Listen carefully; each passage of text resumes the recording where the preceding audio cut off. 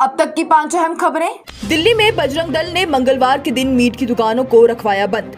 हिंदू तंजीम बजरंग दल के कारकुनानों की video social media पर सामने आती रहती है, जहां वो मीट की दुकानों को बंद करवाते हैं। बकरा ईद से पहले भी बिहार के मुजफ्फरपुर में एक मीट की दुकान को बंद करवाया गया था और बाकी मीट के दुकानदारों से ये कहा गया था कि जल्द से जल्द वो मंदिरों, अस्पतालों और स्कूलों के पास से दुकानें खाली करके जाएं। वहीं आज दिल्ली के नजाफगढ़ में भी विश्व हिंदू परिषद और बजरंग दल के कारकुनानों ने मिलकर कई दुकानों पर जाकर उनसे दुकानों पर उनके हक का दावा करने के लिए कागजात मांगे और साथ ही दुकानों के मालिकों से कहा कि हिंदू समुदाय के लोगों के एहसासों की कदर करते हुए हर मंगलवार यानी कि ट्यूसडे को मीट की दुकानों को बंद रखा जाए और ये जरूरी हुक्म है जिसे संगीनियत से लिया जाना चाहिए। हिंदुस्तान एक मुसलमान देश है। ये स्टेटस रखने पर महाराष्ट्र में एक शख्स को बड़ी बेरहमी से मारा गया। सोशल मीडिया पर आज एक बड़ा ही दिल को दुख पहुंचाने वाला वीडियो देखा जा रहा है। कहा जा रहा है कि ये वाकया महाराष्ट्र के पुणे के धौंद में पेश आया है, जहां पर एक मुस्लिम शख्स को बड़ी ही बेरहमी से कुछ लोगों की जानिब से मारा गया है। और इतनी बेरहमी से मारने के पीछे की वजह बस ये थी कि चंद दिन पहले उस आदमी ने अपने सोशल मीडिया पर ये स्टेटस रखा था कि India is a Muslim nation. इसी स्टेटस की वजह से इस शख्स को बीच रास्ते में कुछ लोगों ने बहुत बुरा मारा।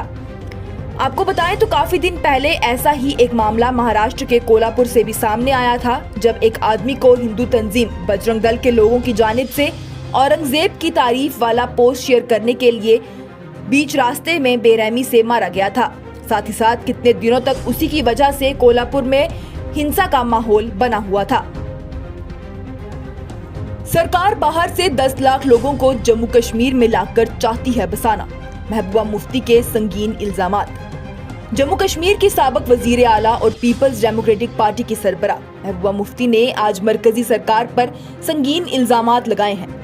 महबूबा मुफ्ती ने मीडिया से खिताब करते हुए कहा कि सरकार जो जम्मू कश्मीर में 1,99,000 लोगों को जमीन देने की बात कर रही है, आखिर वो 1,99,000 बेघर लोग हैं कौन? जबकि सरकार के दादोशुमार के मुताबिक जम्मू कश्मीर में सिर्फ 19,000 ऐसे लोग हैं जो बेघर हैं। उन्होंने कहा कि सरकार बाहर से 10 लाख लोगों को लाकर जम्मू कश्मीर में जमीन देकर बसाना चाहती है, जिसकी तैयारी वो ऐसे कर रही है और जम्मू कश्मीर की खूबसूरत जमीन को मलिन बस्तियों और गरीबी का घर बना रही है।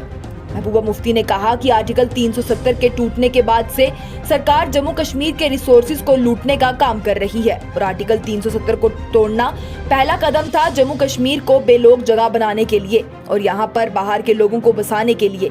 इतना ही नहीं, उन्होंने ये भी कहा कि मैं जम्मू कश्मीर के लोगों से अपील करती हूँ कि लद्दाख के लोगों की तरह एक साथ आकर आवाज उठाओ। यूनिफॉर्म सिविल कोड के लागू होने से देश में मजहबी आजादी हो जाएगी तबाह। राज्यसभा के एमपी पी विल्सन का बयान। जब से भाजपा सरकार की जानिब से पूरे मुल्क में यूनिफॉर्म सिविल कोड को लागू करने की बात कही गई है, तब से ही विपक्ष की तरफ से इस कोड के खिलाफ कोई न कोई बयान सामने आ रहा है। वहीं आज राज्यसभा के एमपी पी विल्सन ने यूनिफॉर्म सिविल कोड को लेकर लॉ कमीशन को एक खत लिखा। खत में पी विल्सन ने कहा कि हिंदुस्तान का सेक्युलरिज्म एक बहुत बड़े खतरे में है यूनिफॉर्म सिविल कोड की वजह से, क्योंकि ये माइनॉरिटीज के अलग तरह के रीति रिवाजों को बिल्कुल खत्म कर देगा। इतना ही नहीं, पी विल्सन ने लॉ कमीशन पर सवाल खड़े करते हुए कहा कि जब लॉ कमीशन ऑफ इंडिया के सामने इतने सारे मामले पड़े हैं तो फिर आखिर क्यों उन्होंने यूनिफॉर्म सिविल कोड के मामले को फिर से खोलने का फैसला लिया है, जबकि ये मामला पब्लिक के लिए एक बहुत ही संगीन मामला है और भाजपा सरकार सिर्फ इसे 2024 के इंतखाबात के नजरिए से देख रही है। उन्होंने खत में लिखा है कि हिंदुस्तान में कई मजहब, जुबानें और रीति रिवाजों वाले लोग रहते हैं और उनके अपने अपने तरीके हैं। वो सब कुछ तबाह हो जाएगा इस यूनिफॉर्म सिविल कोड के आने से। ज्योति मौर्य के धोखे ने तोड़ दिए कई औरतों के ख्वाब। उत्तर प्रदेश में एसडीएम ज्योति मौर्य मामले का असर बिहार के बक्सर में भी देखने को मिल रहा है। ज्योति मौर्य वही है जिनके पति ने उन्हें शादी के बाद पढ़ा लिखा कर एसडीएम बनाया और फिर ज्योति ने अपने ही साथ काम करने वाले के साथ ही रिश्ता जोड़ लिया, जिसके बाद ज्योति मौर्य के पति ने उनके किए घोटालों की लिस्ट भी दिखाई, जिसके बाद ऐसी खबरें आ रही हैं कि उन्हें उनके ओहदे से हटा दिया है। लेकिन वहीं इस मामले का असर बिहार के बक्सर में भी देखने को मिल रहा है, जहां पर एक पति ने अपनी पत्नी की पढ़ाई को बीच में रोक दिया, सिर्फ इस डर से कि कहीं अगर ये भी किसी नौकरी पर लग गई तो उसे छोड़ देगी। इसके लिए पत्नी ने पति से बड़ी गुजारिश भी की कि वो ज्योति मौर्य नहीं बनेगी, लेकिन फिर भी पति का दिल नहीं पिघला और उसने उसकी पढ़ाई छुड़वा दी। और वहीं खबरों की माने तो अभी तक 132 ऐसी औरतें हैं जिनके पतियों ने इस मामले के बाद उनकी पढ़ाई को छुड़वा दिया है और ज्योति मौर्य के गलत काम का नतीजा न जाने कितनी औरतों को भुगतना पड़ा है।